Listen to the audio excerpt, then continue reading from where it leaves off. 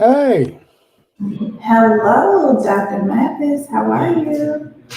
okay, you got an echo. Can you hear me okay? Yeah, but you got an echo. I do. Yeah. I don't know, maybe try turning it down some. Or you probably got it coming back in through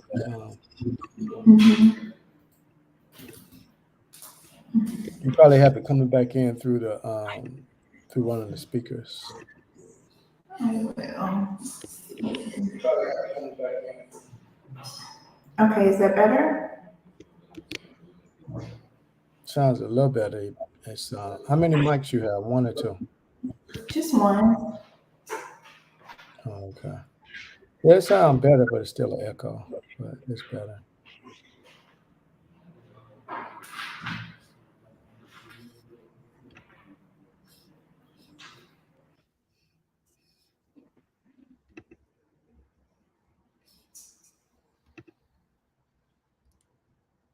All right, let me see if that's better. That sounds I just better. okay, I just added the echo cancellation, so we should be good. You added what now? The echo cancellation, so we should be good. Oh. All right. We got about, it's 8 o'clock on the dot. Yeah, hold on. Maybe it's started. I'm gonna have it go through. Can I take that one out? Let's remove that one and do this one.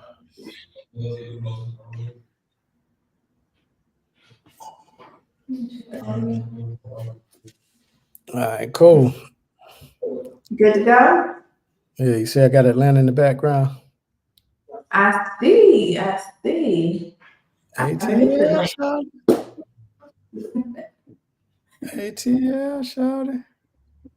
Well, first, I want to thank you for taking the time to jump on my live. I feel honored. Yes, yes. I know how busy you are, how important your time is. So I appreciate you taking the time to jump on Definitely. All right, we're good now. my live. We good now? Yeah. So let's just jump right in. Is that okay? Yeah. All right. So, who is Dr. Ric Mathis? For the people who've been living under a rock for the last 20 years, can you tell the people who Dr. Ric Mathis Sure. Dr. Ric Mathis is a filmmaker that's from the west side of Atlanta, Georgia. By way of Valdosta, Georgia, born a country boy, moved to the city at age 14. And moving to Atlanta was just like, what can I say? It was a culture shock for me because I go from this all white small town to this big city country town with all black people. So from the west side of Atlanta, went to Frederick Douglass High School and went to Fort Valley State. Shout out to them Wildcats. Graduated from Georgia State University. You know what I'm saying? So that's who Ric Mathis is, a filmmaker from Atlanta, Georgia, the West Side to be exact, and really just enjoy storytelling. Fantastic. Thank you so much. I want Hmm. some of you, I know we're going to touch a little bit on the new projects and what you're working on in the future, but I want to talk about your past projects. Can you just tell me a little bit about your journey into filmmaking, how you got into filmmaking?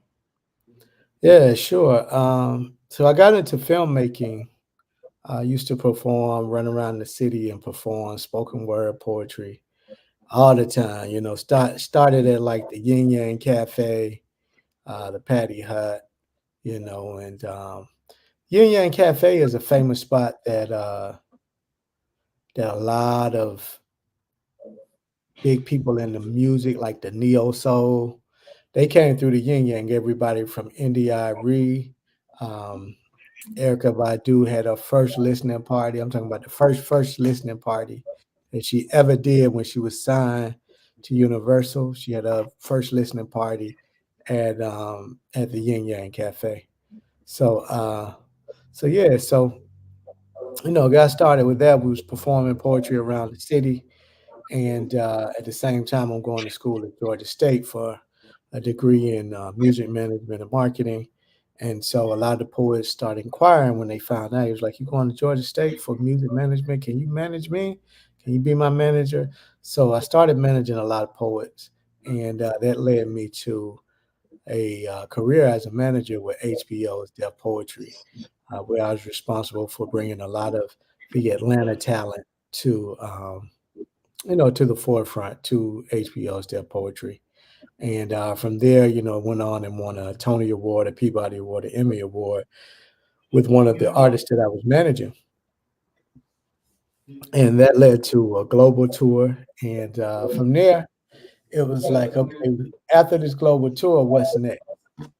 So I partnered with a Emmy Award winning filmmaker, and we produced a series called Word.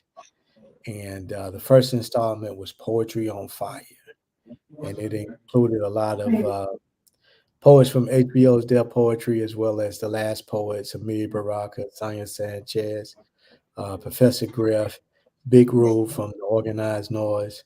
It was a host of people that was on that series, man. We did a 4-part series and worked with a lot of dope on that project. So that led to my film career. That was my first time, I ever produced a project. I didn't know how to shoot, I didn't know how to edit, but I did know how to write. I didn't know how to produce and bring people together. And I had a vision for the story that I wanted to tell and create with that poetry series. Thank you. Thank you.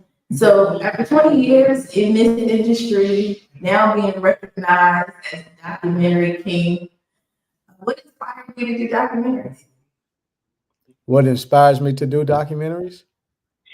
Well, let's start with the name, the documentary king. So I call myself the documentary king, not to boast and brag to say I'm the best person producing documentaries, but what the reason why I call myself the documentary king is because I utilize these documentaries to checkmate the opposition. So that's my strategy. That's what I'm doing, utilizing these documentaries to checkmate the opposition. Um, so with that, going out here and getting inspiration just from day to day living, looking out of my window, looking outside into the world and seeing what's going on. And, people need information, they need leadership, they need to be motivated, they need to be encouraged. And that's the purpose of a lot of the documentaries that I produce. Great. Can you talk a little bit about your series, Black Friday? Black Friday. So Black Friday was a series that I produced back in 2015. We released Black Friday, and man, it was a quite a ride, man. That documentary series had everybody from Dr. Claude Anderson to Hill Harper, Malcolm Jamal Warner, Cynthia Bailey, Terry J. Vaughn. It had a host, Demetria McKinney. It had a host of people in there. And it started with this question right here. If you die right now, would you leave bills or benefits? Is the opening question for that film. Um, so we did a 3-part series with that. We produced Black Friday the remix, and Black Friday Part Two, where we toured the globe. We went everywhere from Barcelona, Spain, where we saw the Black Madonna, to Cabo, Mexico, where we were in the pyramids, and we were on top of the pyramids. And where else did we go? We went to Ghana and Mhm. South Africa. So it was called the Living Legacy World Tour. So we really went on a world tour and filmed a lot of different places. We were on Wall Street in New York, in the heart of Manhattan, the financial district. So yeah, that was a great series. I mean, I really enjoyed it producing that. They're pretty significant. So that film and that series specifically spoke a lot to entrepreneurship. It talked a lot about legacy, and that message was specifically targeted to our people, to Black people, even though that's a message, right, for anybody. So why that message for our people? Man, I mean, because at that time, black people gross annual income was around $1.2 trillion, right? So really the heartbeat of that film was at $1.2 trillion, just to put in perspective how much money that is. And that's the amount of money that goes through black people's hands on an annual basis, right? So that income is more than Canada's economy for the year that black people have. That income is more than the continent of Australia for the year. That income is the sixth largest income over any nation in the world. You know what I'm saying? So when you look at nations at the time, it's 1.2. I think it's like 1.8 or something like that. And it's still roughly the same numbers. You know what I'm saying? It's still more than Canada's economy for the year. It's still more than the continent of Australia's economy for the year. And it's still enough to be around the sixth largest nation in the world, that economy. So the reason why we had that conversation is we had that conversation to put in perspective exactly how much money was going through black people's hand. Because when you look at our community, it doesn't look like that amount of money flows through black people's hand. We just celebrated Martin Luther King's birthday, right? But if you look at any of the streets in the US where the street is named after Dr. Martin Luther King, 9 times out of 10, that street is in the most rundown neighborhood, and it's a very desolate community. You know what I'm saying? So for him to be as great as he was and still is, and the sacrifices that he made, like giving up his life, which is the ultimate price, that street in every city that you coach to should look like, Beverly Hills, should look like Buckhead. That should be a street that should be held in high regard and high reverence. You know what I'm saying? So, those are some of the things. That's the reason why I produced the film Black Friday, is really to shine a spotlight on it and say, hey, we got to do better. We need to have these financial literacy courses in classrooms, and and talk about financial literacy, because I think it's such a disgrace that financial literacy really isn't taught in grades 1 through 12. You know what I'm saying? Mhm. So yeah, so that was the reason for that film, to kind of shake people up and say, hey, this is what we need to be doing. Exactly. You talked about our economics kind of on a global scale, right? That all of us accumulatively. But I think for so long we looked at it on such a micro level, right? How much money we make, how much our bills are, how much our expenses are per month. So we as Black people, I think we need to start having different conversation around economics and what our buying dollar and what our financial impact is cumulatively, right? And Hmm. so that kind of leads into B1, new project. Yeah. B1 premiered in August last year, and it's available Mhm. now. And so, can you kind of speak to kind of the build up, how we got to B1 from Black Friday? Yeah, of course. So I did a joint venture with Dr. Boyce Watkins, and he had been promoting B1, saying B1 for years. And he was inspired by a guy named Jason Black. Jason Black was one of the first people that started using the term B1, which I think he was inspired by Marcus Garvey. and Marcus Garvey said race first. Jason Black said black first. So Dr. Boyce Watkins picked it up, and he asked me to produce this documentary with him as a joint venture. And we started that, and when was it? We started that in September, I want to say, of 2021. And from there, it took about a year to produce it, and we released it 2023, August of 2023. And we had a sold out show in Atlanta at the New Black Wall Street. So It that was a 4-day event. It was an amazing 4-day event. Isha, you were there. You was beside me, my co-producer, my wife producing a lot of the content. So I definitely appreciate you. So, it was amazing turnout, amazing experience. We got a lot of pictures. We have a lot of video from that. And that will go down as one of the great productions, I think, at New Black Wall Street and that I produce. yeah, it was absolutely monumental. You are so humble about just kind of just that event and what the release of B1 means, not only for you, but for our community. And so you Mm. are so humble in that regard. We're going to dig into that and kind of talk about B1. Can you kind of give us kind of the premise of B1 or synopsis for the Yeah, film? so the synopsis of B1 simply is B1 is a film that I produced with Dr. Boyce Watkins, and kind of takes you on a journey, starting with this question here, and that question being, what is it going to take for Black people to get on code and put Black people first?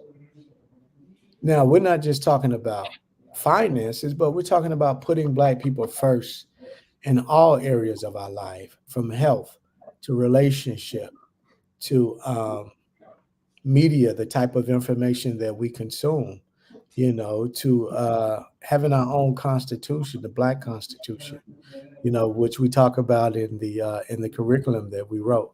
So, so that's what B1 simply is about. What is it going to take for Black people to get on code and put Black people first? Because for so many years we put other races before us. You know what I'm saying? So now it's time that we put ourselves first, and that has nothing to do with that we're not liking anybody else or any other races, but we're just saying, hey, if you look at the numbers and you look at statistics, you know what I'm saying? It shows that Black people are number one when it comes to health diseases, from diabetes to high blood pressure. Black Mhm. people rank at the bottom of the list when it comes to like finances. So we're ranked number one in all the negative categories. So I asked the question, when are we going to put us first? You know what I'm saying? When are we going to put Black people first? So that's what this film is about. You know what I'm saying? It's about putting us first. Absolutely. And I want to kind of dig a little deeper about some of those disparities and how you address that in B1. But first, I want to talk about, you kept saying be on code, get on Mhm. code. Can you kind of speak to what that means, what it means to be on code? So in the film, we wrote it starts with the definition of what it means to be on code. And being on code, as you just put there on the screen, it simply means being sensitive to what the Black society needs to survive and thrive, and putting those needs first and foremost before our personal needs, right? So if I'm a person that's saying, hey, I want to get on code, then what I'm going to do is I'm going to look at how can I get on code. I'm going to assess my what I'm doing and my life and say what am I on code with, what am I off code with, and really have an honest discussion about that. You know what I'm saying? We Mhm. all have some areas in our life that we need to work on. We also have some areas in our life that we need to be motivated in, but we also have some areas in our life that we're doing pretty good in, right? So we need to look at that and say, hey, I'm going to get on code with this. I'm going to get on code and do better in these areas. And if you have friends that are not of, the Black ethnicity, then they should want to see you and your family and your race of people in a better situation. And if they can't get down with that, then guess what? They might not need to be your friends. You know what I'm saying? If you can't say, hey, I'm focusing on putting black first, and this is what it means to put black first.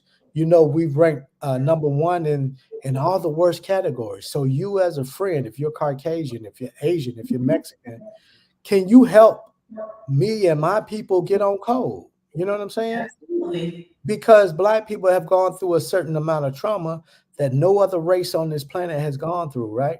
So since we've gone through that, we are a little what we call, what my grandma used to call shell shock. You know what I'm saying? Shell shock, man, we're a little crazy. You know what I'm saying? So since we're a little shell shock, you being my Mexican friend, you being my Asian friend, help me and my people to get on code. You know what I'm saying? I know Mhm. that's a lot to ask, but at the same time, if you love me and you're sincerely my friend, then you're gonna help me with that. You know what I mean? You should want to see me in a better light. You should want to see me win. You know what I'm saying? Because when I win, you win. So you should want to see me win. Yeah. And I think for so long, just as the people, you kind of spoke to that a little bit earlier, we have been so compassionate and supportive for every other race, every other culture that exists. But for some reason, when it comes to beginning to put ourselves first, we feel guilty. Exactly. So We see when it don't. comes, yeah, when it comes to us, like if you look at black people, right? And just be honest, right? We're coming up on Black History Month.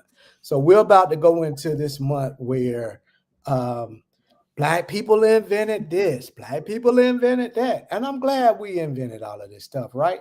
But at the end of the day, how much does that transfer and trickle down to the next generation to where we don't have to start from ground zero?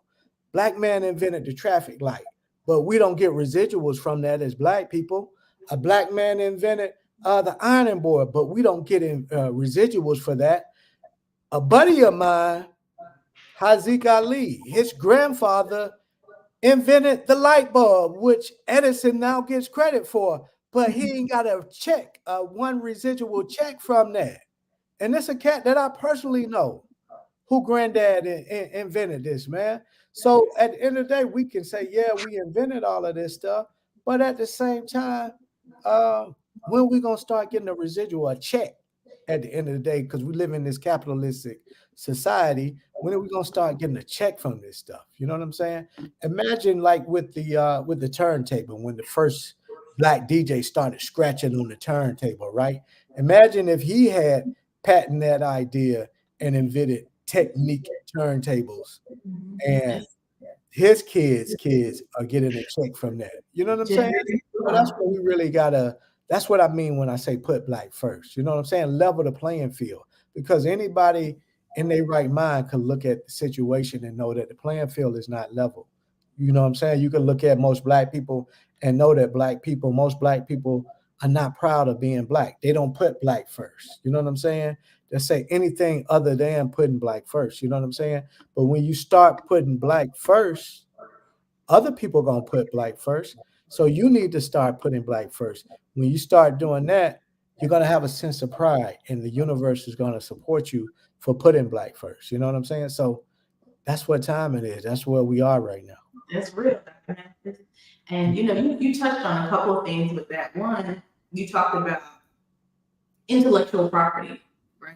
We understand why 50, 60, 70 years ago, we were prevented from owning our intellectual property, applying for copyrights, applying for patents and trademarks. But now it's a very, very different time. And so we're going to do another live that's going to talk about business structuring, what it is to be on code with your business, what it is to put yourself and your family in position to start to secure generational wealth, because that's kind of what you're speaking to. When you use the example with the turntable, that's generational wealth. Oftentimes you see families, elite families, put themselves in position to create generational sources of income, not lifetime sources of income, but generational sources of income. Income that transitions over 2, 3, and 4 generations. And we need to start doing that for ourselves. It's a good time now because Black folks are making a lot of cash. We're making a lot of cash, and we are not structured properly in turning that cash into real money. So we're going to talk about that on a different live and dig a little deeper into that. Mm-hmm.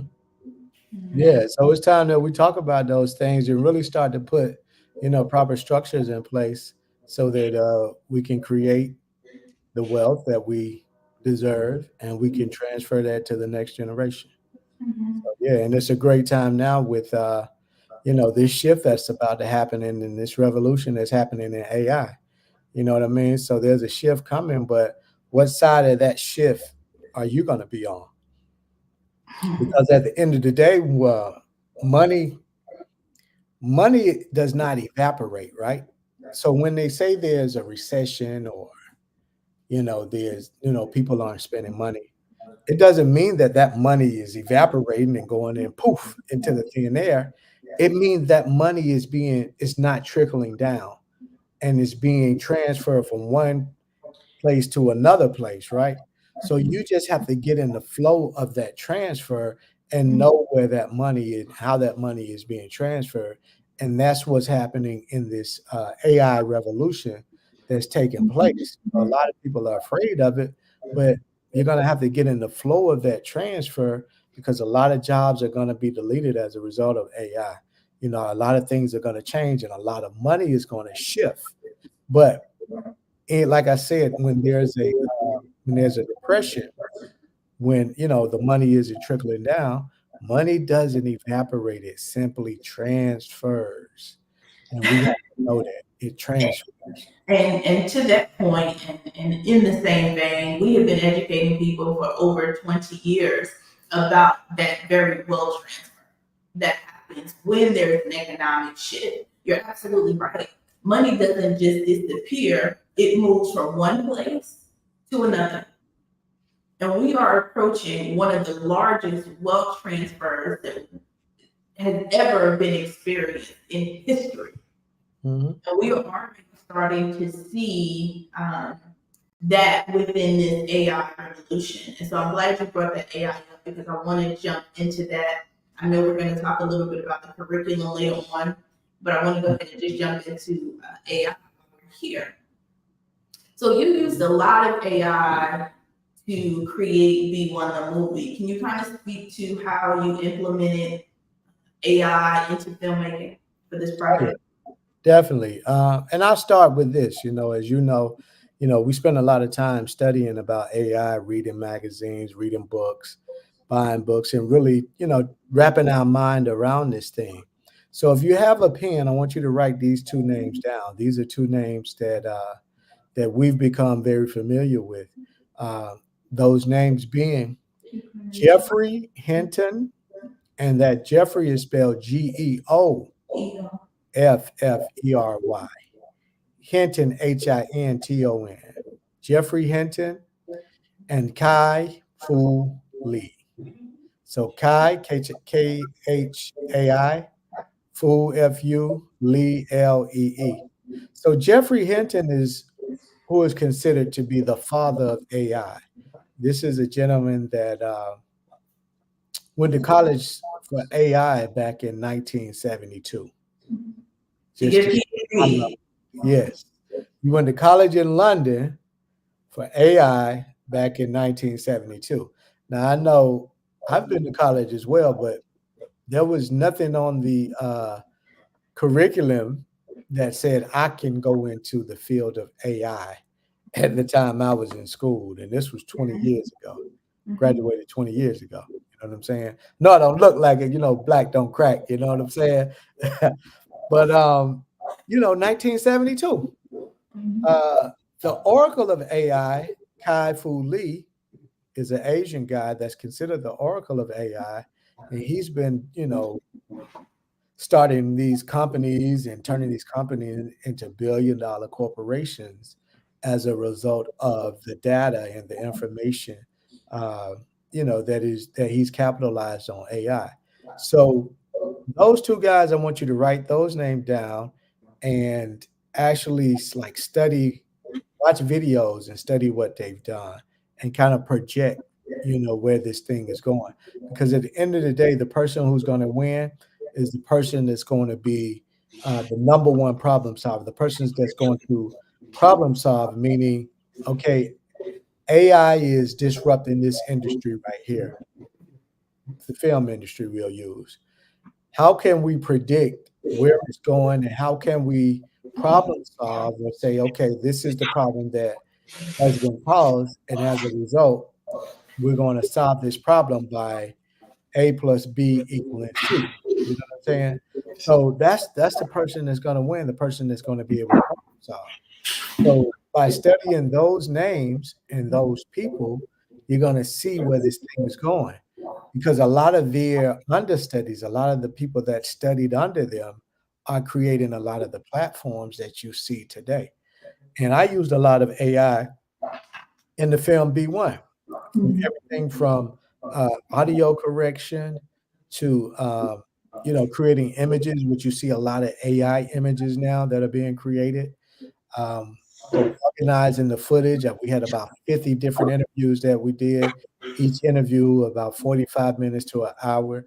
And what we did was we took those interviews and we organized them in a manner to where we can find different things that were said in the interview. Because as a filmmaker, one of the most difficult things is going back and finding who said what at what particular point and how to integrate that into the film that you're producing. So if a person said love, you need to be able to go and find who said love and what did they say.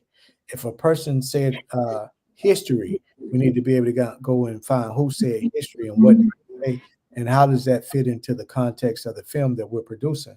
So that's really what it's about. You know what I'm saying? Utilizing AI and becoming what's called AI adjacent, meaning you're using AI to enhance whatever it is you're doing. You know what I'm saying? So that's how I've been able to use AI in filmmaking. I will continue to use it, in filmmaking and other areas and other things that I'm doing because, I mean, it's it's amazing the amount of time that it saves. Like when I produced the film Black Friday, this type of AI and technology wasn't around. So what I literally had to do was I had to create these sheets of paper, right? So if I interview Isha, I would go through the interview and I would write time codes on what stood out in that interview. And I would write time codes and I write a little blurb. She said da da da da da. And then I go to the next time code. She said da da da da at this time code. So I had all of these notes, this stack of notes that I thumb through the paper and see, okay, who said this? Okay, she said this here. Okay, yeah, let's use that. Let's go back and listen to that. But now with I don't have to do that. I can simply tell the computer and it'll populate. It show me everybody that said whatever word or whatever sentence or statement I'm looking for. So AI has really saved me a tremendous amount of time and it's helped me to become more efficient as a filmmaker in what I'm doing. Well, one of the things you mentioned was AI adjacency, right? That's kind of something that we talk about very often, almost daily. And Mhm, AI adjacency is your ability to partner with AI to make what you do more efficient, right? mhm. So as a creative, though, when as a creative myself, when I think about AI adjacency, the one thing that continues to come in my mind is AI dependency. Mm, okay. So, as a creative, do you think that AI or us aligning ourselves with AI makes us more dependent on AI? Well, I mean, I think if you look at it, right, it's kind of like the microwave, right? So if you look at the microwave, you can put something in that microwave and it'll heat it up real quick and you get it. Now it's not gonna taste like that home cooked meal 9 times out of 10, but you're gonna get something that you can eat and you're gonna get it fast, right? Boom. That's the shortcut. That's boom, you're there in a couple of seconds. So you can use AI as a microwave, or you can use AI as a stove. And what I mean by that is you can take your time and produce something that's quality, that's well thought out. where you've put the time in, and it'll show that you've put the time in and you created a masterpiece. Or you can do the microwave thing where you run it through AI real quick and boom, you produce something. You might create a picture, right? And that picture might have, instead of 5 fingers, it might have 8 fingers. You know what I'm saying? You're seeing it on those AI pictures. Instead of having one ear, you might have an ear and a half. So, you know what I'm saying? So it has its flaws, right? You just can't say, okay, I'm gonna use AI and it's gonna come out perfect. You still got to take your time and study the craft, master the craft, so you can perfect it and you can create, something in excellence. You know what I'm saying? In black excellence is what I call it. So yeah, so that's kind of how I see it. You know what Mhm. I'm saying? It could be a microwave or it could be your stove. That's However it. you choose to use it. So as creatives, again, we still have to nurture our crafts. This Yes. is not, to your point, that microwave that will just do the work for us. We still have to spend the time, whether you are a writer, whether you produce content, you still got to get in the trenches, right? Plan out your content and do Mhm. the things that are necessary as creatives. So this doesn't take away our ability to work and to be creative. Exactly. It doesn't. It doesn't. It's going to help you. It's going to enhance whatever it is you're doing. It's going to help you to be more creative because at the end of the day, the AI, whatever AI platform you're using, it's only going to do that one thing. You know what I'm saying? So just like you have a robot that may cook, in some of these restaurants, they have. I think they just opened a restaurant in I want to say Ventura Beach, California, that's totally robotic. Like there isn't one human in there from when you go in to place your order to preparing the order to receiving your order. Everything operates AI. That's crazy, right? Mhm. But each one of those AI robots or mechanisms, if you will, has one specific job that they do. And that could be picking this up, putting it down, picking this up, putting it down. And that's primarily what AI does. It perfects one thing and it does that one thing in perfection. Mhm. It does, but it's evolving. It's evolving fast. So what do you think? You think it's gonna be where AI can do multiple things? Absolutely. Absolutely. I think that the technology, and for people that don't know, I know we really just started having a conversation around AI and consumer access to AI really has just been in the last, say, 3 to 5 years. But industries have been using AI since the 70s. Okay. Okay. So the technology that we access on a very consumer level is very basic. And so what companies, uh, especially tech companies, the artificial intelligence that they are using is on a whole nother level. Hmm.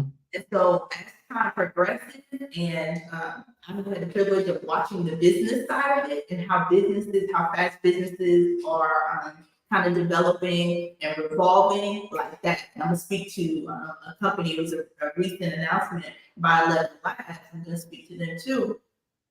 But the speed in which it's being developed, I think we're gonna see very soon just this kind of multi task artificial intelligence beginning to be implemented.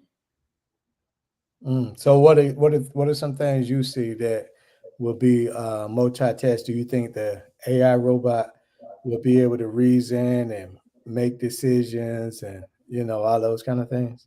So there is some discussion around this very this deep learning model, artificial intelligence model, that has the ability to utilize emotion when it's appropriate, and kind of one of the things that bots, and you use ChatGPT a lot. I want you to speak to that too.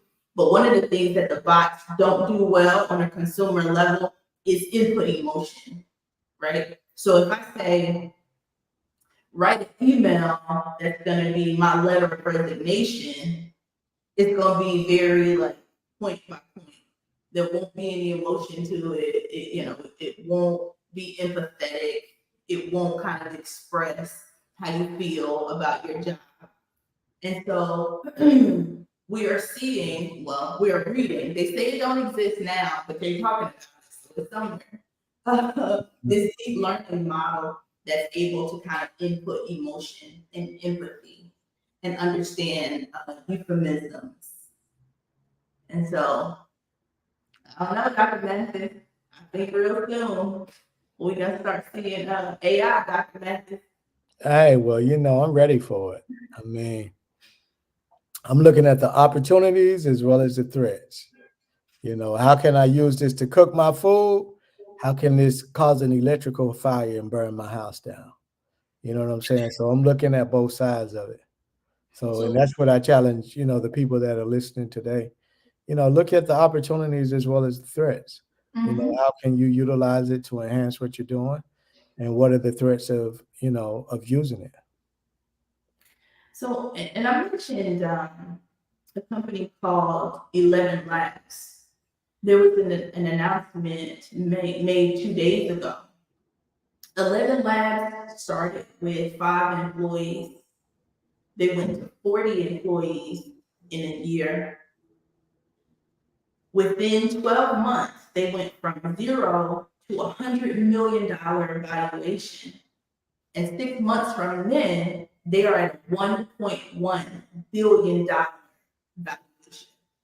So in 18 months, this company went from zero to $1.1 billion valuation because of AI technology. So 11 Labs, they are kind of the engine behind that voice AI. So you know how we're seeing little videos, they take Biggie Small's voice and then take lyrics from a Chris Brown song and put them together. This is the engine behind that technology. So we're talking about 18 months to $1.1 billion valuation, something that under normal circumstances would have took generations to establish, Mhm.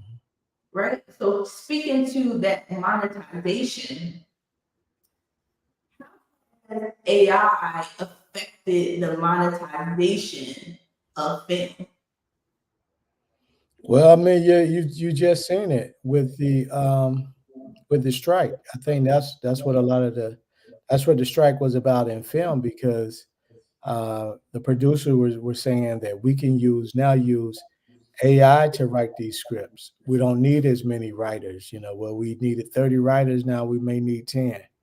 You know what I'm saying? So where we needed a 20-person production crew, we may just need 5 or 6 people on this production. You know what I'm saying? So Mhm, everything is decreasing where you may have needed a photographer to create this movie cover. Now you can create that same movie cover in AI and Runway ML or something like that. So yeah, so in Mid Journey, you know what I'm saying. So with these particular platforms, it's making things a lot easier, and I'll be able to produce films a lot quicker, a lot faster by utilizing AI. There are certain editing programs and platforms, apps, and softwares that I can use now to assist with editing because as a filmmaker, that's generally where a lot of the productions get bottlenecked in, mhm, in the editing room. So if you're able to use AI to edit a lot of this stuff, then guess what? Now you can become more efficient because you have this AI bot that's not going to talk back, gonna take time off, not gonna be at the club when they supposed to be editing, you know what I'm saying? You just input what you need and do do do do do, mhm, they edit it mhm. like that, Just like it. literally within seconds or minutes. It's amazing to me.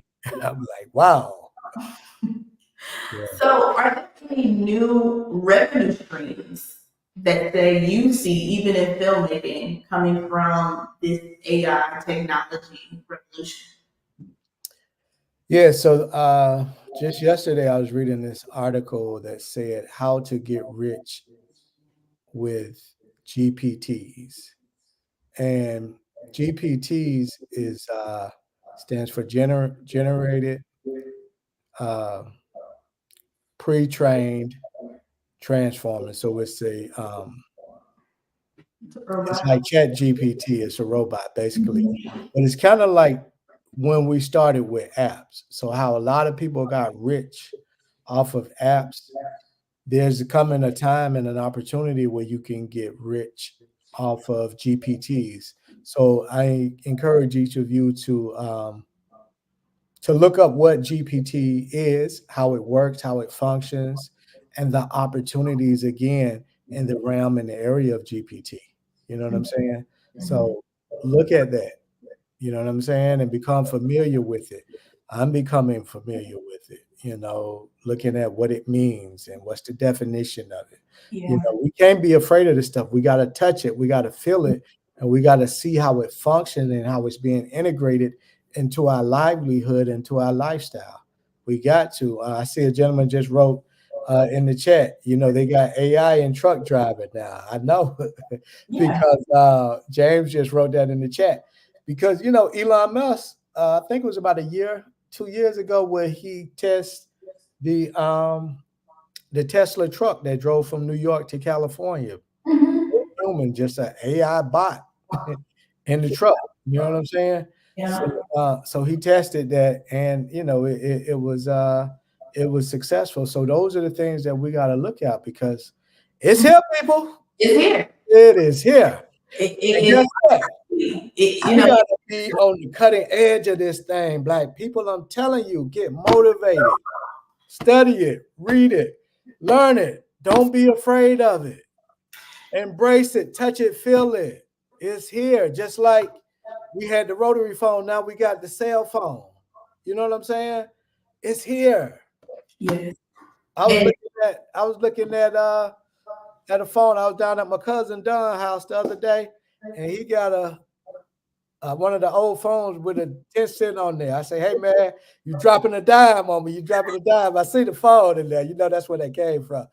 Drop a dime on them. When you the got the phone. dime and you call the police on the person. Or you call and you stitch on the person. You know what I'm saying? It's there. Mhm. So we're no longer using that rotary phone. We're no longer using the payphone. It's obsolete now. The payphone is obsolete. It's a movie prop. Mhm. Nobody uses the payphone. Nobody have home phones in their house anymore. So that's where we're going with AI. We're going to another level. So y'all I got don't to get prepared and go to this next level. I don't even see the movies and film. I mean, the phones and films no more. Well, sometimes they use them as props depending on what time What setting time is. period the film is for? Yeah, Yeah. the time period and all of that. So they still use them with stuff like that. But nah, it's But done. just Wrap. as a wrap, just as a best practice, I would just recommend that everybody take an hour out of your day and digest some AI content. Be familiar with it, understand how it's developing, how it's changing, and look and see for development in your area, your field, whatever it is that you do, whether you are an accountant, right? We are seeing artificial intelligence in tax preparation. Just like Uncle Richard said, they got AI driving trucks. In my city, in Dallas, we piloted Amazon package deliveries by AI robots. They pilot that in Dallas. And so that's how we here now. And every single industry will be affected. Do not think that your industry will not be touched. Yeah, because it will be. I'm gonna tell you the only jobs that's kind of safe right now is the barber, the plumber, the electrician, like jobs that are skilled jobs. You know what I'm saying? Those are some of the only jobs that are like safe for the moment. Now you know I'm a realist, that we go back and forth about this AI situation. But you recently had an issue with your BMW, and you taking your vehicle to a traditional mechanic did not work. Why? Because your vehicle is intelligent. It's a computer. It's a whole computer. And so all of the US car manufacturers have made a commitment to going to these electric smart vehicles. And so, sorry to tell you, your traditional mechanic, if he ain't studying AI right now, he's gonna have a problem. Yeah. Or he can be studying it, but he still got to get the tools and the software to diagnose it. Like my car, you know what I'm saying? It totally shut down. And it made me realize that everything is digital, everything is electrical. Like I couldn't even get in the trunk to where the battery is because I couldn't open the door. Everything is computerized and electric. So I couldn't get in the trunk to open the door to lift this one thing up to see, what's going on with the battery. So it was just crazy. It made me want to go back to an old 72 Cutlass, man. You know what I'm saying? Oh, Put oil and water in the car and keep on moving down the road. You didn't have all this computerized stuff. But when I took it to the BMW shop, they were able to tell me the day that it started having the problems by looking in the key. You know what I'm saying? By looking at the computer chip in the key. The day that it started having problems, how many times it shut off, they was able to tell me all of that. So I'm like, man, this is crazy. yeah, but It make me want to go back to that 72 Cutlass, though. I'm really you're right. But then the issue is going to be finding parts for that 72 Cutlass, yeah. right? When something happens. And so, whatever it is that you do, you need to be looking at right now how technology is developing in your industry. Target last year rolled out machines that will give you a manicure in a Target. So even my nail technicians, AI, They it's coming got for your job. they coming for you too. Yeah, so that's interesting. So yeah, man. So that's really what we have to do and learn how to use AI. Like I utilize AI as a filmmaker in all aspects, and it helped me to be more efficient, with creating B1 the movie. And I invite you to visit b1themovie.com and check out the film, man. It's really, really inspirational, really motivating, really thought provoking. It really makes you think about what can I say? It makes you think about like what it is that we need to do in order to put black first and what we need to do. And I say one of those things in putting black first is just being timely and being relative, when it comes to AI and being on the cutting edge so we can really see, how to maneuver and how to navigate and get to the copyright office first, get to the trademark office first, get to the patent office first, and Yeah. secure some of these IPs and things like that so we can pass it down to the next generation. Mhm. That's what it's about. That's real. And when you said that, it made me think about oftentimes we are the last ones to party. When the real money is made in the beginning, we afraid of technology sometimes. We don't want no parts to do with it. We don't want to line up with it. We just say we're gonna sit back and see what happens. But we had a conversation, you and I, earlier where we talked about, um, very soon a lot of this stuff will be heavily regulated as far as the content that we can use that AI is producing. So now, while it's kind of that whole wild, wild west, we need to be creating, writing books. We need to be utilizing AI to help us create things that we can monetize. We need to be doing that right now. Yeah. We can't wait until 2050. Now we want to start utilizing AI when everything around us has already developed, and the real money that is to be made is already being made. Hmm. Yeah. So when you look at like Facebook and Instagram, when Facebook and Instagram first came out, everybody was seeing everybody's posts, right? But now that it's out and everybody's engaged and into it, now they put restrictions on it where you only see about 10% of the posts that people that people post. I have people tell me all the time, "Well, I don't see your post, Rick." So I say you have to engage with it. You have to like it. You have to comment on it, or you have to share it. When you do those things, then guess what? You're going to you'll see the post more. So it's going to be different rules. It's going to be different regulations and things like that. Mhm. So that's what we have to be. We got to be ahead of it. Wild is the wild, wild west. So we can, get position and really capitalize on what's coming down the pipeline. And monetize it. Say that again, monetize it. Right now, there is no reason why we can't create digital products, or we are not writing and publishing books, or Mhm. we are not utilizing AI to make, our industries, in your case, it's filmmaking, more efficient. There's no barriers right now. So we absolutely should be doing it. Yes. Right. And I don't know if we skipped over this question, but did you foresee any new ways that we can monetize AI in filmmaking? The thing that I see that we can monetize AI, or how we can monetize AI in filmmaking or content creation, really is just utilizing it to produce more content. One thing that made Tyler Perry successful is that he flooded the market with content.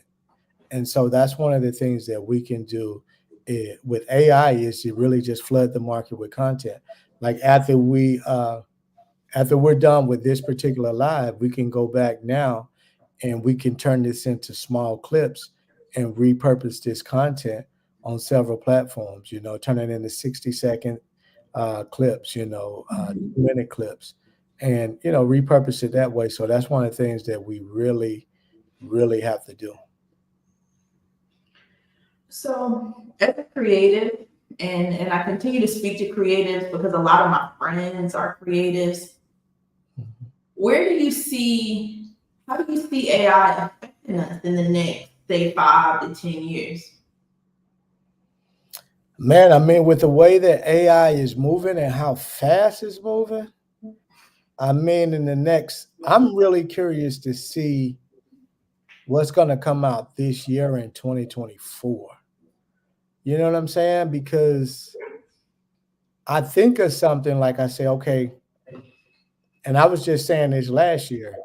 I was saying, man, I can't wait till AI is advanced enough to where I can just put, words in and it'll edit my video. I could just put footage in and kind of tell it what I want it to do or the message I want to convey, and it'll edit that.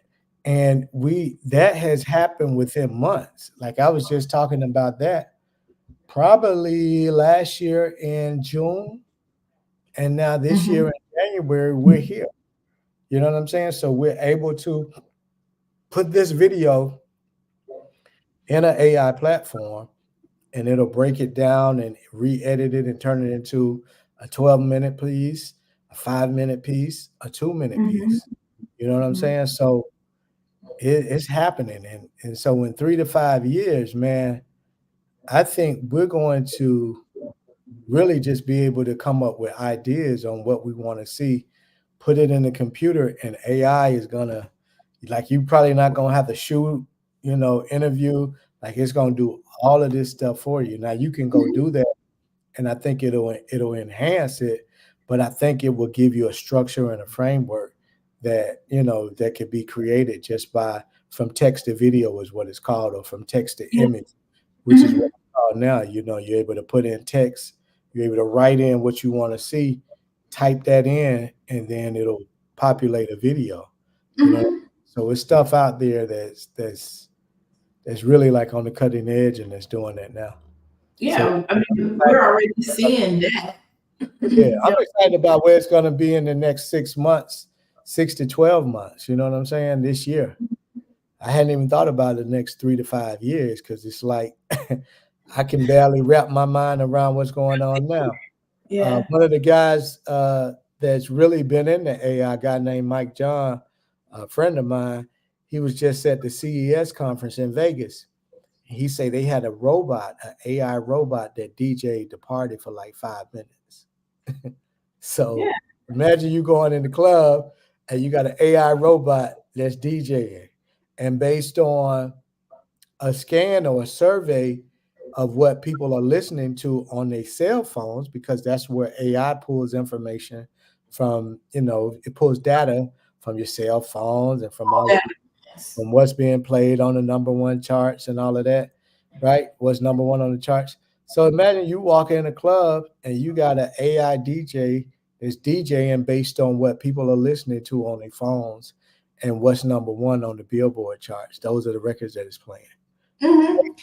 And it's funny that you brought that up because at the Kwanzaa event, I had a conversation with your DJ about this very topic. I said, what are you going to do when artificial intelligence begins to DJ parties? And you know what he told me? He said, no, I don't think that's going to happen. We don't always need a DJ. I said, See, we don't want it to happen because we're comfortable and we want to secure our jobs and the way that we're used to doing things, right? So, another response to that would have been, shit, I'm gonna see how I can capitalize on the AI robot. You know yeah. what I'm saying? He I can send definitely these said that. AI robots out now to 20 clubs and DJ, or have them already set up in 20 clubs, and I sit back at home and make money because the AI robot is DJing. Yeah. And that's the point that I wanted you to make is just the opportunities that are now available because of this technology. At the end of the conversation, he said, yeah, I'm gonna really look into kind of how DJing will begin to implement artificial intelligence. I didn't know at that time that they had an AI DJ. Yeah. And so that's the kind of thing that we need to be thinking about. None of us should be saying that our industries are off limits.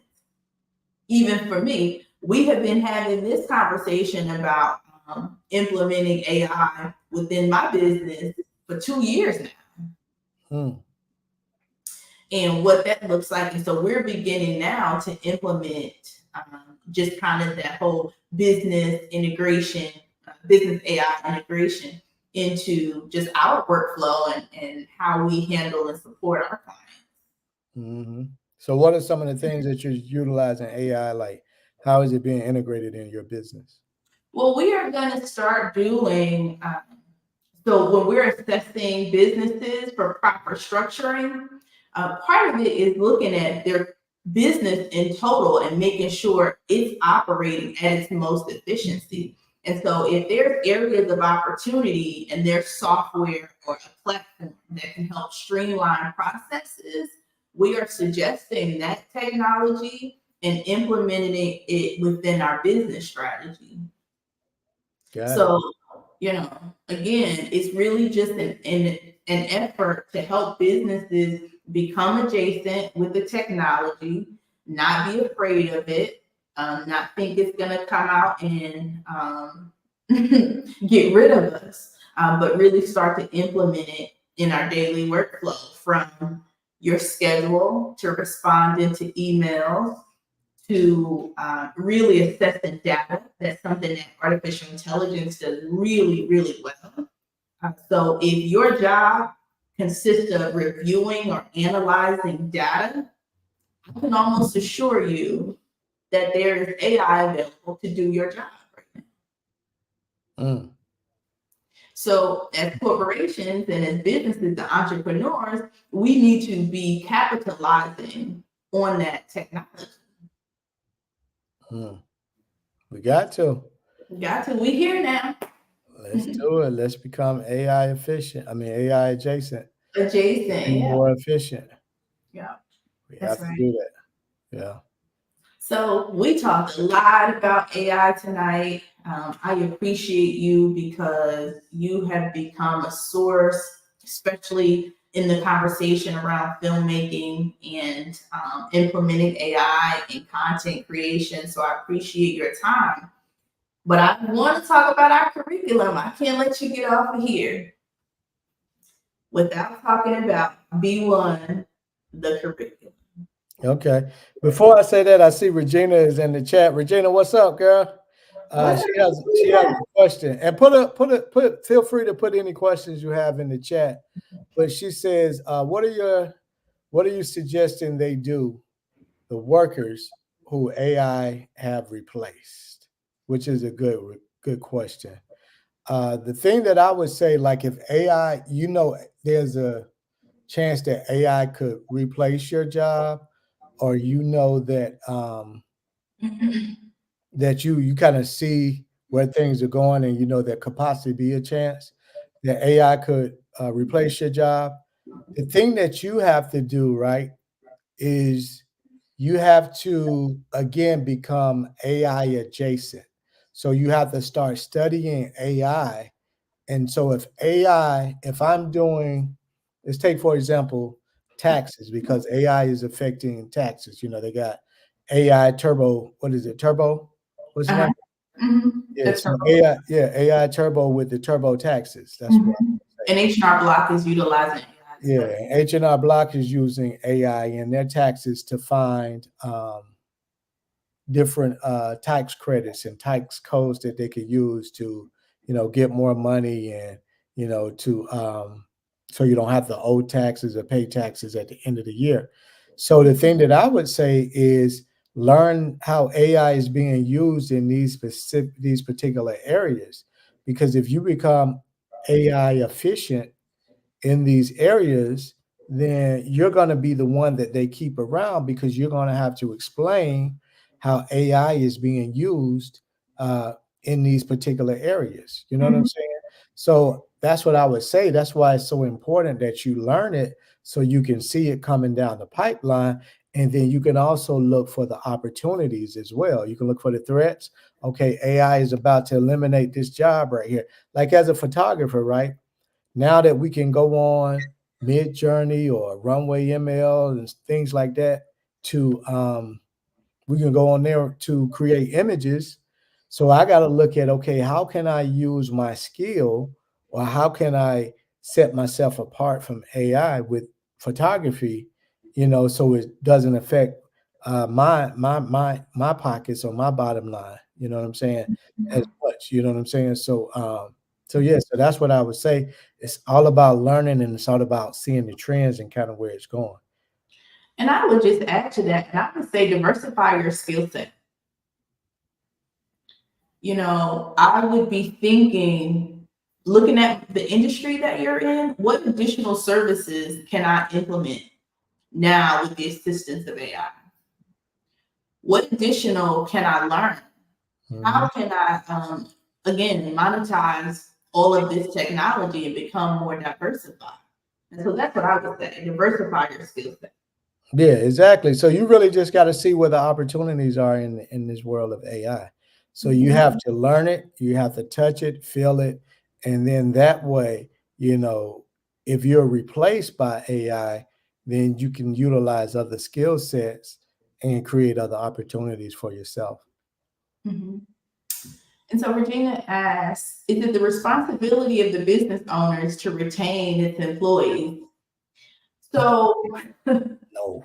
that's a question that has been answered over and over and over before even AI technology was available to consumers. Jobs don't care nothing about you. They don't.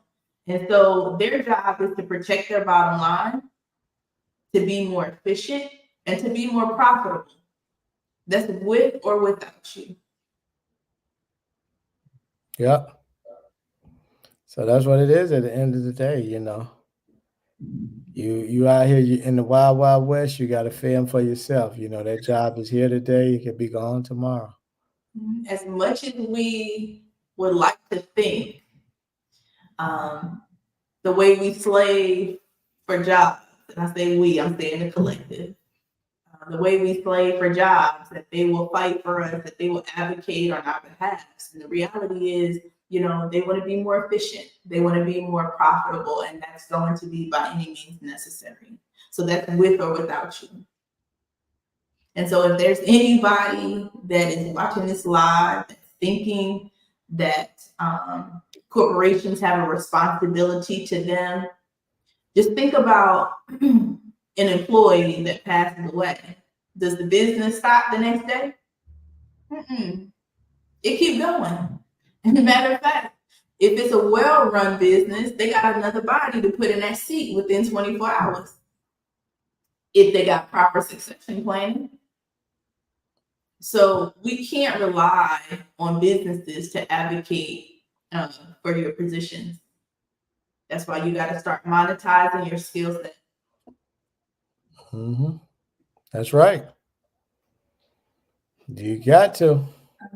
She said, I was hoping you would say yes. So, y'all know Yeah. already. Well, we don't want to lie to you, Regina. That's the truth. Oh my goodness. I wonder if Jackie is still on here too, because I was seeing some technology, artificial intelligent technologies in hairdressing. Okay, what did you see in hairdressing? They coming for them too. What did you see? So you've been telling me a robot gonna be able to do your hair? A couple things. Yeah, they have artificial technology now that will assess your scalp and the health of your hair, create treatment plans, and those are things that you depending on your stylist to do. They got what you say technology with the lashes. Yeah, they got lash robots that will do your lashes as much as I pay for lashes. Really? They got AI robots that are implementing those services now too. And so it's only a short time. And like I said, the way artificial intelligence is evolving, the speed in which it's developing, within 6 months, we probably gonna start seeing some of the things that we're not seeing today. So Regina says shampoo. Yeah, shampoo the hair too. Yeah, See, that's so what I'm saying. It's moving so fast. I'm just focusing on it from my industry, which is film. But it's so much that's happening and moving so fast. You really just need to focus on it from your industry, and see, how you can leverage it. I agree. So any final AI thoughts, any words of wisdom, any best practices that we should be implementing? Yeah, I would say one best practice and something that I do all the time when you're scrolling on Facebook and you're scrolling on Instagram and you see these AI classes, these AI workshops that are popping up, click on it and register for it. You know what I'm saying? Because right now, a lot of this information is free, just like the introduction of it. So a lot of these introductions are free and they're introducing you to it so that they can sell you on a different product. But just, log in and listen to it, and just kind of see where it's going, see if anything speaks to you, see if anything, resonates with you. So that's what I would say. Just, be a junkie for this information. You know what I'm saying? When you laughing at these crazy videos on TikTok, that nephew Tommy and all, they're playing pranks. Do some work on that too, because you're gonna see some AI ads and things like that pop up. So just click in there and then too, you may get a fake phone number because they're gonna call you, boy. Whew. You may want to put one of your bet lines in there and one of your emails that you don't use as much. They're gonna call you and they're gonna try to sell you on whatever it is they have to sell. But they're also gonna give you some free information that you can really use about AI. So, And I know Google is offering some classes right now in AI technology and some entry level certifications. So if you're interested, be sure to check out Google Learning's platform as well. Okay. Yeah. So the crazy thing is that we could have sworn that when 2000 was approaching, that we thought that we were going to see robots like our robot. Yeah. Well, I tell you what, you're getting ready to see them now. Right. And again, I just want to reiterate that just within the last 5 years, AI technology was available on a consumer level, but corporations and businesses, especially in China, have been utilizing artificial intelligence in the form of robots for decades. To your point about Geoffrey Hinton, he did study AI in the 70s, but he got a PhD in the 70s. Okay. Wow. And so this technology has been around. It just was not available on a consumer level. Yeah, So but now, mhm, yeah, now certain colleges are offering degrees in mhm.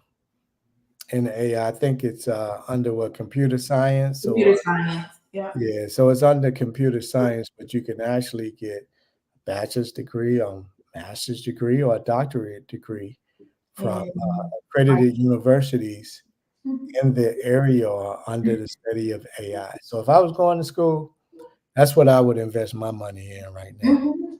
Because a And lot of times, like, we don't even use the degrees for, like, most people are not in the field. So if they got a degree in, education, they 9 times out of 10, they probably not even in that field. If they got a degree in accounting, 9 times out of 10, they not using that degree in that particular field. So a lot of times people get degrees, but guess what? They're not using it in that area. They ventured off into something else. mhm, mhm. So again, this may be a good time to diversify. It Hmm. may be a good time to go back. If you have something like a computer science degree, you want to go back to get certified to get some additional training within artificial intelligence. Now is a good time, and that's the easy transition from any business degree as well. Hmm. Yep, it is. It is. So we just gotta, start studying and reading, researching, and get prepared. Mhm. It says wait staff is almost 100% robots in the Asian market. Absolutely right.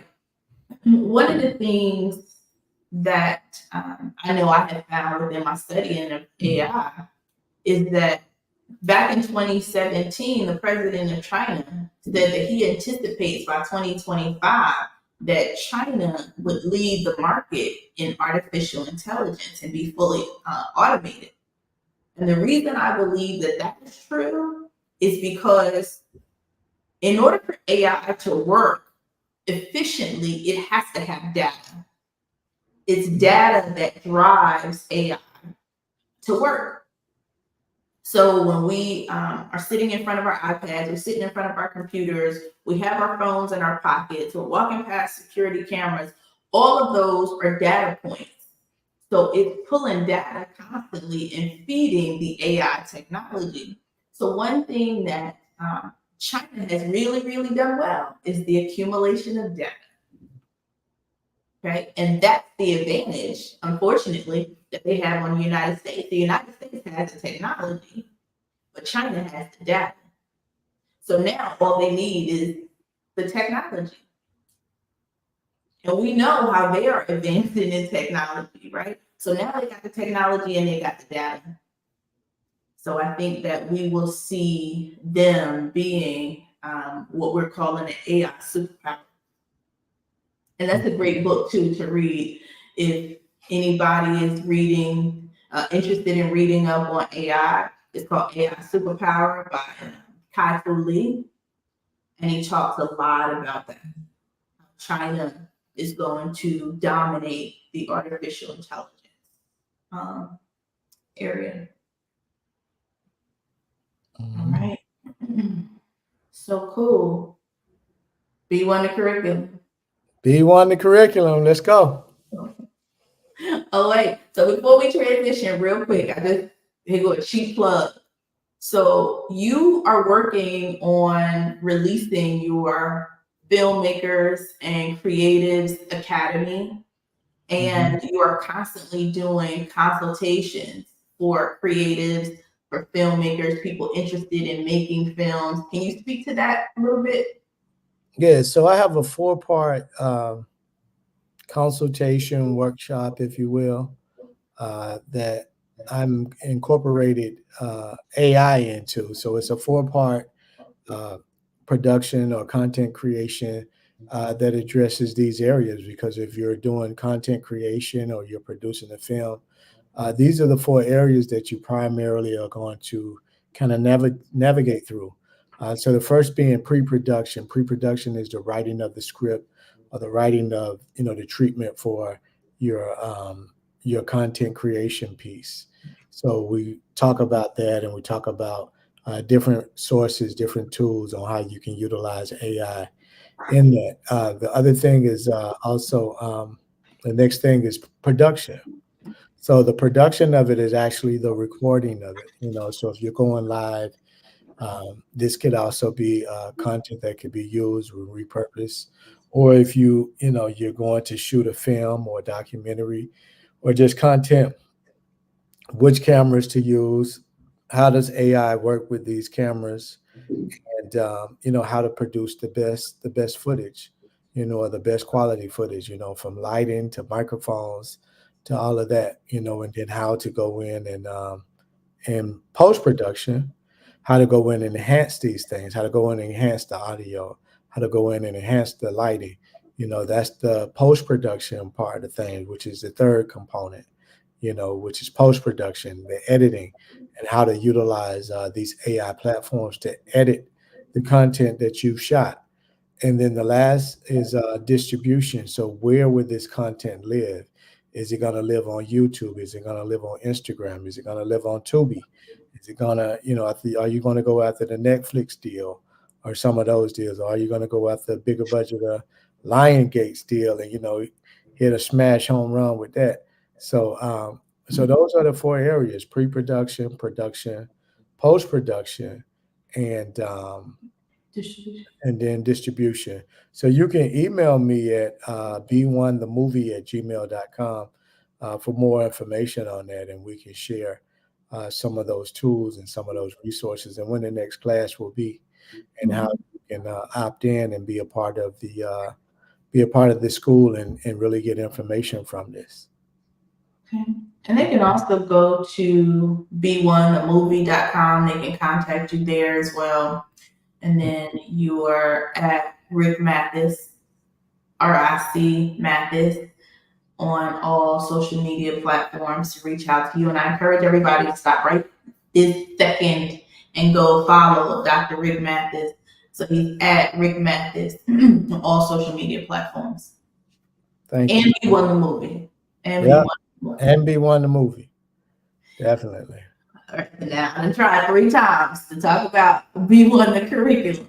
Let's go. B1 the curriculum with my co-author Isha Mathis. You know, Hey. so man, we wrote B1 the curriculum, man, and we utilize AI. We utilize a lot of AI tools, to kind of research and see what would be good and what people would be receptive to. So B1 the curriculum mirrors B1 the movie, in that we have actual QR codes in B1 the curriculum that if you scan, it'll take you to a clip or a scene in the movie that expounds on what this particular exercise in B1 the curriculum is about. We also have QR codes in B1 the movie that if you scan, it'll take you to B1 the curriculum, take you to that page, to that exercise. You know what I'm saying? So it's broken up into 5 parts, just as B1 the movie is. It's broken up into 5 different episodes. And we'll share some of the exercises that people can experience and can see in B1 the curriculum. Mm-hmm. So you mentioned the curriculum being broken down into 5 sections. Can you talk about the 5 sections and how it correlates with the film? Yeah, so there's 5 different episodes in the film where we touch on various things. So in episode 1, we talk about the Constitution and we talk about creating a Black Constitution. So in B1, the curriculum, and that first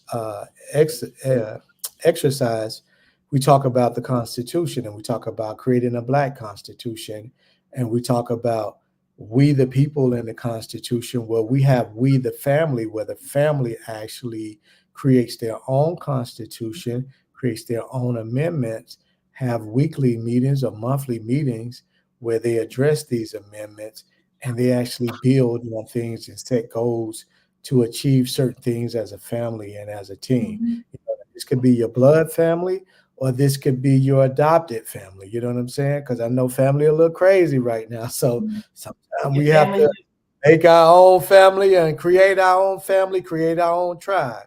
So we can do that too with B1, the curriculum. And, you know, we, the family, having that constitution that we create. So in episode one, we talk about that. In episode two, we shift to media. You know what I'm saying? Because episode two asks this question: what role does media play when it comes to putting Black people first? Well, as you and I know, when you look at media, the music right now really got Black people in the chokehold. We really doing some strange things because of this The music. You know music. what I'm saying? Glorifying killing, twerking. You know what I'm saying? We're doing all this crazy stuff that back in the day we would have never done because we are people of pride, we are Mhm. esteemed people, and we would never do that. We would never make the family name look Yeah, like. and dishonor ourselves. Yeah, but now we're hypnotized, or they are, because I'm not hypnotized to this, but hypnotized by this crazy music. You know what I'm saying? And uh, what's being seen in the movies and what's being promoted on social media. So we really address those things in episode two and part two of the curriculum, where we have episodes where we say, or exercises where we say, hey, we're going to take a 40-day social media fast. Mhm, What mhm. does that look like as from a personal aspect? What does that look like if you're a business owner? You know, because that's two different things. If you're a business owner, you may use social media to you know, to promote your business or to sell your business. You know what I'm saying? So one of the things, and this was adapted by China, who's all in the film because she's a business owner, but she did a 40-day social media fast. And what that fast consisted of was not scrolling on social media. So she could go and post about her business on social media, but she couldn't scroll. She couldn't scroll on social media. She just could post on social media. So those are some of the things that we touch on in episode two or section two of the curriculum of B1, the curriculum. Episode three, we talk about. Episode three is what is it? Is it racist for Black people to put Black people first? No, that's episode four. Before. Episode three. I can't. I just had a brain freeze. No, But you're right. episode three, we have exercises relating to affluent Black people. No, why do other races feel threatened when Black people talk about putting Black people first? That's episode three. Why do other races feel threatened when Black people simply talk about putting Black people first? And the reason why other races feel threatened is because they know our power. So in Post that episode question in the chat. yeah. So in episode three, that's what we focus on. We focus on our power. We focus on the great things that Black families have done together, you know, from the King family to the Russell family, the Herman Russell family, Mhm. right here in Atlanta. They used to bail Martin Luther King out of jail when, you know, they had these protests. And back in the day when King, you know, was doing these protests, Herman Russell had a swimming pool in his backyard. I think this was like the 60s, the 50s, 60s. He got pictures of Martin Luther King in his swimming pool in his backyard, right here at Collier Heights, in the Collier Heights neighborhood, which is a predominant Black neighborhood. And that was one of the first affluent Black neighborhoods in Atlanta, Georgia for Black people. You know what I'm saying? So that's what we talk about in episode number three or exercise number three is why do other races feel threatened? They feel threatened because they know our power and they know how great we are. You know what I'm saying? So we touch on that. In episode four, why do other races, is it racist to put Black first? Of course, no, it's not racist to put Black first because at the end of the day, when you look at the definition of being racist, what does it mean to be racist? It means utilizing your resources and your power to suppress another race. Whereas Black people, we don't have the resources, we don't have the power to suppress another race. We are the ones that are being Being suppress. suppressed. No, we Mhm. can't be racist, and no, it's not racist to simply put black people first. It's the right thing to do. It's the smart thing to do to put black people first. So when that episode in that exercise in episode 4, we touch on self-preservation, self-love, and self-care. Self-preservation meaning how do we preserve the family? You know what I'm Mhm. saying? Self-love and self-care. How do we take care of ourselves so that we can preserve the family? And one of the exercises in that is there's a Hawaiian prayer called the Ho'oponopono prayer, where it starts with I love myself. And you hug yourself and you tell yourself you love yourself. And it goes on to I forgive myself. I forgive myself for the wrongdoings, for the shortcomings, for how I may have looked at myself as being imperfect. You know what I'm saying? And then it goes on to I apologize. You know what I'm saying? I apologize for anything that I may have thought, anything that I may have done to make myself feel smaller than I actually am, when I know that I am God's creation and I'm a blessing to this universe. And there's something that I can do that no other person on this planet can do. And if I just tap into my being and who I am, then I can get in tune and get on board with what that is. You know what I'm saying? And then the last thing is just saying I'm thankful. I'm thankful for me. I'm thankful for the blessings that I have. I'm thankful for the person that I am. You know, and that's a Hawaiian prayer called the Ho'oponopono prayer. You know what I'm saying? And Mhm. we talk about that in the book, in the We have curriculum. yeah. And then the last thing is what is it going to take for Black people to put our children first, our health first, and relationships first? Yes. You know what I'm saying? So we talk about different relationship exercises we can do. We talk about eating right. You know, there's different exercises in there. We talk about utilizing yoga as an exercise to get in tune and get in tune with our body. We talk about, you know, sound therapy and sound bathing, you know what I'm saying? Because that's very therapeutic when you do the crystal bowls and you listen to that, that soothes your spirit and that kind of calms you and gets you, you know, on the right vibe and get you in tune so that you can go out in this world and be great and be successful. You know, so those are some of the exercises that we talk about in B1, the curriculum. Mhm. Thank you, thank you, thank you. I'm so excited about the curriculum. I'm excited to get it in the hands of educators and activists and families so that way we can begin to, like I said, just put ourselves first, you know, whether it's establishing a family constitution or building a business plan for our family in order to secure our legacy, being able to really take some things that are actionable. There's nothing too big, you know, within the curriculum. They are all very bite-sized things that we can begin to do and implement today, really, so we can get on code and put ourselves first. Hmm. So yeah, so visit B1 the movie. You can purchase your curriculum today. You can purchase B1 the movie, and you can utilize this with your family for Black History Month. You know, it's time to get on code, people. It's time to put Black first. Let's do it. And at the end of the day, like Herman Moore used to say on Magic 95 in Valdosta, Georgia, be proud of your Blackness. It's time for us to be Right. proud of our Blackness, people.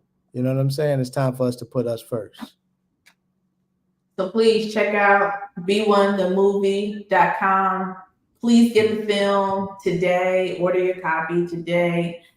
You will be blessed by the film. I want you to order 2 copies, one for your family and one for somebody else's copy. Uh, Dr. Mathis is very humble around this film.